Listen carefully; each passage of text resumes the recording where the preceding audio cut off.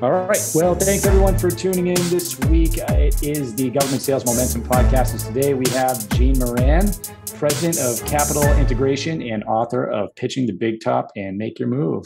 Hello, Gene. Ricky, thanks for having me. Good to be here. No, thanks for coming again. I'll disclose to our listeners that I made the cardinal sin of not hitting record on the last podcast. So, but now we're just that much more prepared for this one. So now we're recording, and we'll go out here in a couple of days. So thank you again for agreeing to come back on. Happy to help. Great. So one thing I wanted to state up front, people that listen to the podcast are used to listening to me bring, contracting officers on and business developers and talk about things like how to find opportunities ahead of the solicitation and influence the requirements that end up in a solicitation. But we really don't go into what comes before that, which is how do programs of record actually get established, and where does that money come from? How does the congressional allocation process work, and lobbying and that type of thing? And that is at least one of your areas of specialty, and that's one of the reasons I wanted to have you on today. I know you talk extensively about that in Pitching the Big Top. But before we get into that, maybe you could tell everyone a little bit about your background and how you got to where you are now. Yeah, happy to, and I'll try to keep it brief. I've been at this for a while. I'm a like you, retired military officer. I did 24 years in the Navy, at sea and in DC, as they say. So I was in ships while at sea, in the cruiser and destroyer world, and then ashore I did congressional and budget work, where I helped represent the Navy to Congress, both the House and Senate, through a number of tours. That gave me great exposure to the policy and appropriations process. I left the Navy and went to work for a international defense contractor. Worked in the Washington office, worked in and then led legislative affairs before going out on my own. 9 years ago now, hard to believe, but I've been an independent consultant and solopreneur, as they say, helping clients achieve dramatic outcomes in their sales effort with the federal government. Yeah, that's the time does go by, and that's you definitely have a unique perspective on how to help clients selling to the government products and services. Maybe we could jump right into how you do that. And I know a lot of that probably links into, pitching the big top.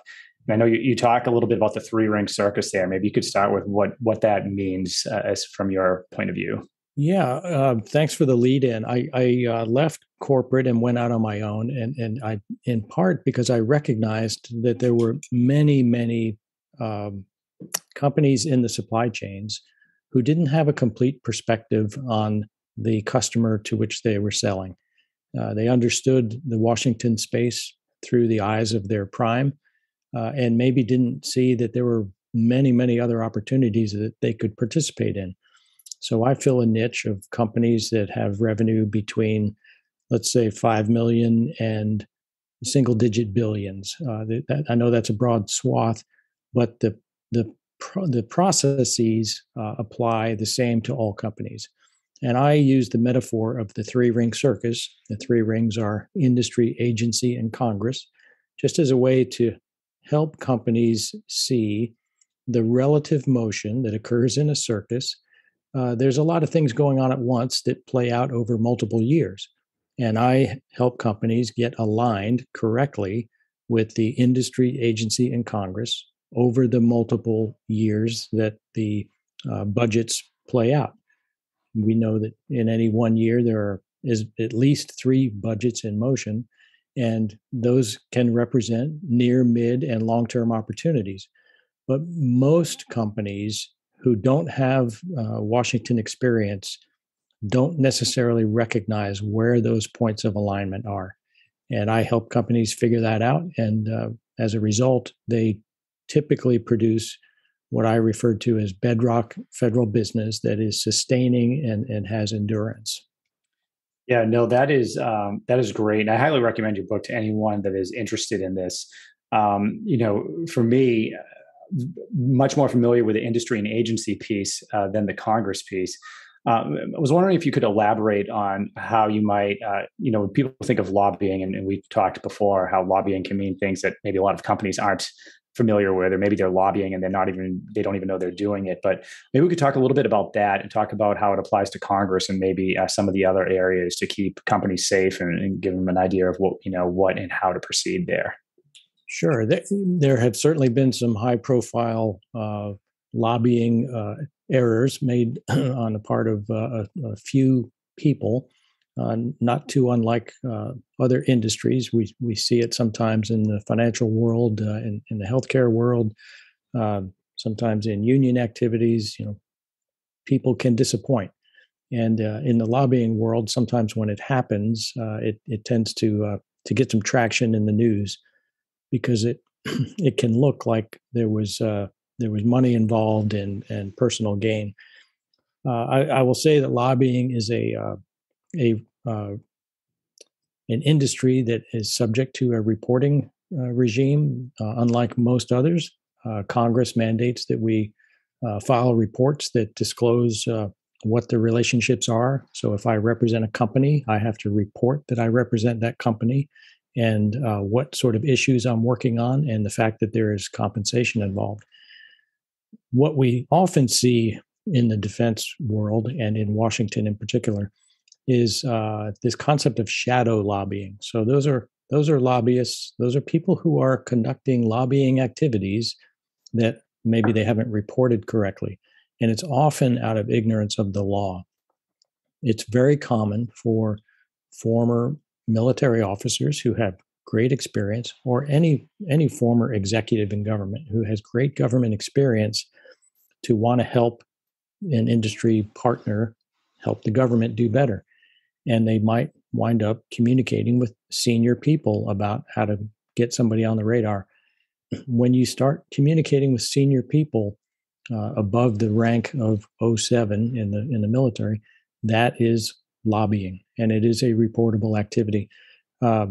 Many companies don't comply with that reporting regime. It's to their detriment, really, because if they were found out, there are penalties that can be imposed. They are as much as $250,000 per instance. There's no reason not to report your communications activity. Lobbying is about education. It's about making sure people have relevant facts. It's about helping decision makers make decisions based on those relevant facts. I'm a believer in it. I have no fear about reporting with whom I communicate and who I represent. There may be some in any industry who don't play by the rules. I'm a rule follower, and it works out for me and for the companies I work with. Yeah, I agree. I always try to be as cautious as possible. And I think that a lot of people listening to this, because we have a lot of, whether it's retired military officers that are kind of in the business development realm somewhere, or even companies that are SDV, OSB owned, or have veterans that are working for them, doing what they would call business development, that are talking to some of those senior leaders. I think they'd be surprised to find out that they actually may be lobbying, and they have some reporting that they need to adhere to. Yeah, I talk about it a little in the book, and not to focus too much on lobbying, but a business developer speaking to a general officer is a lobbyist. That is the law, and it's been clarified up to the Supreme Court level a number of times. So it's not something that you can choose to identify yourself as a lobbyist or not. You're either participating in those activities or you're not. Oh, that's great. We'll get off the subject, but you've heard it here. If you're listening, everyone, that is a reportable thing if you're talking to someone at that level. And just to kind of stay on within the industry, agency, Congress piece of this, you also mentioned certain categories of people within there. And I think a lot of, especially companies that are new to doing business with the government, often they have a hard time identifying who the decision makers are, who is just maybe a user of their service or their product, who they might not even know that there needs to be a requirement generator. But I thought maybe it would help to talk about how you would classify the categories of individuals. I know you had 4 categories I read in the book. Do you want to talk about that a little bit? Sure. I use the term customer constellation. We want to sometimes think of our federal customer as one person who makes a decision and one person who writes us a check, so to speak. It's never one person. There are people in each of those three rings, industry, agency, and Congress, who have different levels of input into the decision. And I categorize them as gatekeepers, those who you need to get through to get to people. Mm-hmm. And they may or may not be helpful depending on how you treat them. There are influencers, those who can influence a decision. There are enablers, those who can enable a decision. And then there are a few actual decision makers. And those actual decision makers do exist in industry, agency, and Congress, even for your one thing. You may not know who they are, but they do exist. And I try to get companies, I collaborate with companies to help them map and recognize who these people are, what the message is for those people, how to convey the message, when to convey the message, and then do it in a sequenced way so that over time they're much, much more efficient about their engagement with the federal customer.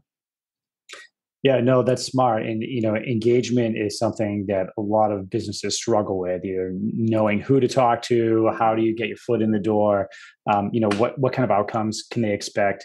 I was wondering, a common listener to this podcast are either companies that are going after SBIRs or are currently on SBIR phase 1, 2. But one, I think, complaint that I hear from companies that are going over after those type of contracts is, hey, we went to phase 2 and it went nowhere. Or, hey, how do we turn this small business innovative research contract into a large contract that's sustainable over the years? How might that generic company that has the SBIR phase 2, what should they be thinking about as far as industry, agency, Congress, and an engagement plan that could potentially leverage their phase 2 SBIR to a longer term, larger contract? That's a great question. There are hundreds of thousands of companies in this predicament, and I'll use the comparison of there's a television show on the Discovery Network called Gold Rush, where you see people excavating acres and acres of land in Alaska and Wyoming and Montana in the search for gold.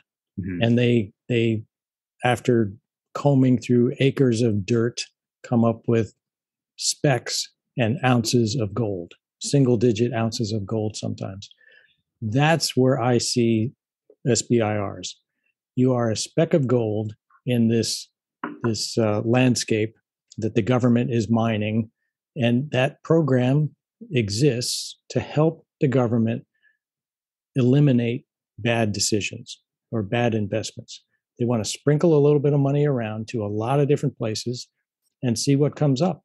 And in most cases, nothing will come up. Those that make it from SBIR phase 1 through phase 3, it's rare to get through phase 3. It doesn't mean it doesn't happen. You have to recognize that that's a developmental area. And I don't mean to sound harsh, but it's not meant to be a sustaining methodology of funding new activity. Sustainment occurs when you become part of a program of record, when there is an approved requirement or a validated requirement that acknowledges the need that's been voiced from the field level. So you have a need and then a requirement. That requirement then results in a decision to resource that requirement. And that is when you find yourself in the budget or your program in the budget. It may not be your specific company name, but the program that you're supporting is budgeted. When it's budgeted, that means the executive branch wants to put resources on it. Now, the Department of Defense has a multi-year process to develop that budget. And they are absolutely convinced that they have come to the only right answer when they've gone through all of their lengthy process about what should be in that budget. Well, it goes through the White House, the Office of Management and Budget, and then over to Congress. Then Congress gets to have their mark on that budget request. It is a budget request which is an input to the legislative process. The legislative process for defense is an authorization bill and an appropriations bill. Congress makes their mark. So there's another opportunity there for companies to tell Congress what maybe the Department of Defense didn't tell them in their request. And it's an opportunity to have an equal footing. This is a right enshrined in the First Amendment to the Constitution, that you can approach your government. And you can find throughout any of the defense bills marks of small dollar value and very large dollar value, pluses and minuses that are made to that budget request. So ultimately, you want to get into that part of the game. And I use the game not as a pejorative. It is a complex process, but a very learnable process. And many companies are just playing at the lowest end of it without any real recognition or appreciation that there's a much bigger playing field out there that they have every right to play on.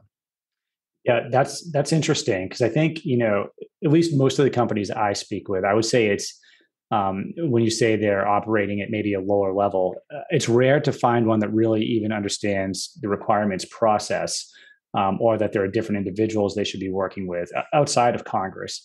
But often a company may give up after talking with someone whom they think maybe on the government side, and I'll use the Department of Defense, maybe they think that is their requirement person. And so if it was an Air Force SIBR they were on, and an upcoming budget did not have a chunk or something in there for their contract or the service they're offering, are you saying that there may be a opportunity for them to also go to Congress and go that route to maybe have something inserted into there? Yeah, you've identified two issues, I think. I speak to company presidents every week who cannot correctly identify where their funding comes from by budget account and by budget line number or activity. And it's just essential that you understand where your money is coming from. What I'm pointing out in the passage of the budget request into Congress, where it becomes legislation, that is an opportunity to participate the same way you do with a program office. You're allowed to communicate with your members of Congress, your senators, the professional staff on the defense committees. They actually want to hear from you, especially when you have a better way to build the mousetrap. If you can save money, if you can document that you are doing something unique and that you're not able to penetrate the big bureaucracy. It is not difficult to get audiences in that part of the process.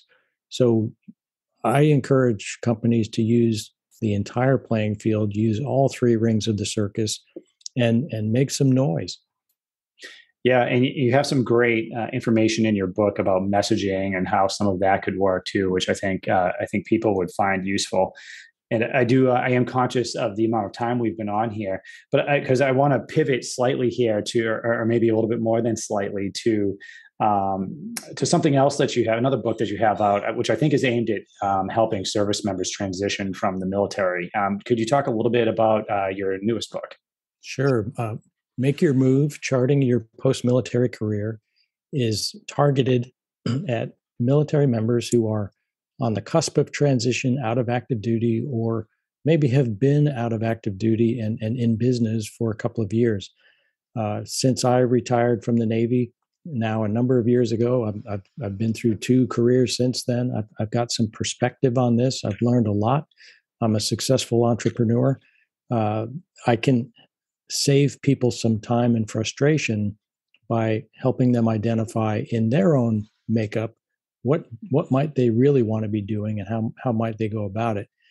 The idea here is that many people make decisions about that first position coming out of the military, and they find out 2 to 3 years into it that they might not have made the right choice. And I see this over and over again. And I came to recognize it as a universal issue. And I thought, I can write about this. And so I did. A beautiful part about the book is that I am connected with an organization called Freedom Fighter Outdoors. All of the proceeds from the book will go to this organization. They are about providing very unique outdoor opportunities for injured veterans. And by outdoor opportunity, I mean sport fishing off the coast of Florida, sport fishing off Montauk, Long Island, hunting expeditions, things that help people sort of get out of their day-to-day issues, whether they're dealing with a medical injury or a psychological injury, and they just get a chance to get away and have a different perspective. I'm super proud of the association with that group, and I think anybody transitioning out of the military or in a life transition post-military could get something out of this book. It's not a checklist. It's more about how to look at your own experiences and see what are they telling you about where you should go. No, that's great. I know I can speak from experience. One of the hardest things that I've had to do is transition out of the military. And I think I would have liked to read that book before I left. It might have helped me, not take a wrong turn. I took a slight 6-month wrong turn and then got into this where I'm much happier. So I think anything helping the vets and in the charity also that you're associated with is great. And I looked into that. So I encourage everyone that's listening to pick up a copy of that book, or maybe get one for a friend if you know someone transitioning. Gene, we've come to the end here, but before we go, I want to let first everyone know that, if you want to contact Gene and your company, I'll put all the details in the podcast notes. But do you have anything you want to say either about your company or any parting words to mainly small businesses that are listening to this, looking to sell to the government? Floor is yours. There's a bigger playing field out there than you know. You have every right to participate on every square inch of that playing field. It's not difficult. It is a very learnable space. I'm happy to have a conversation with anybody who would like to learn more about it. Well said. Thanks again, Gene, for coming onto the podcast again. And we'll put this out in a few days. And all your information will be in the show notes for everyone to take a look at. Thanks, Ricky.